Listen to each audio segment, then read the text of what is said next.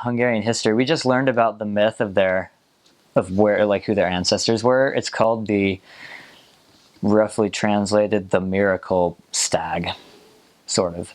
And so what happened is these guys, one is named Hunor, and the other is named Magor, I think. And they're hunters, and they're hunting, they're doing their hunting thing. And they see this magical stag, and it's like really beautiful, and then it's awesome. And so they want to hunt for it, like any good hunter would. So they follow this thing, and it leads them to this kind of swampy area. And they ask their father for permission to kind of colonize this area. So they live in this swampy area for a long time. And eventually they're, gosh, I don't remember the details exactly, but some of their I almost said that in Hungarian. That's awkward. So some of their people comes from elsewhere. And, you know, it's kind of like a Nephite, like Lamanite story, where the sons of, or the priests of King Noah see the Lamanite daughters, and they like are dancing, and so they kidnap them and stuff. It's kind of like that. Like these two guys and their people go and kidnap the daughters of these other people, and together they made the Magyars, which were the Hungarians.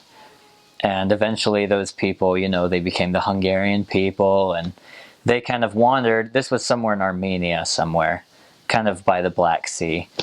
And eventually they wandered out of Central Eurasia over into the Carpathian Basin, which is where Hungary is. So, and that's, you know, ever since then they kind of lived there. They were really powerful in Europe for a while. Like, they were some of the most powerful people there, because they had this style of archery that they could basically ride a horse and guide it using their legs. And so they could just shoot arrows any which way they wanted. So they could just ride the horse and, you know, they'd pull the arrow. And if they wanted to turn backwards from the horse, they could do that. And this was kind of revolutionary at the time, I suppose.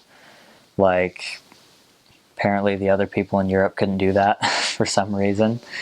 They kind of were more heavy cavalry type oriented, and so these light, you know, really agile hunters with their bows and arrows were able to conquer a lot of people. So they kind of lived like that for a while, and they just kept propagating. So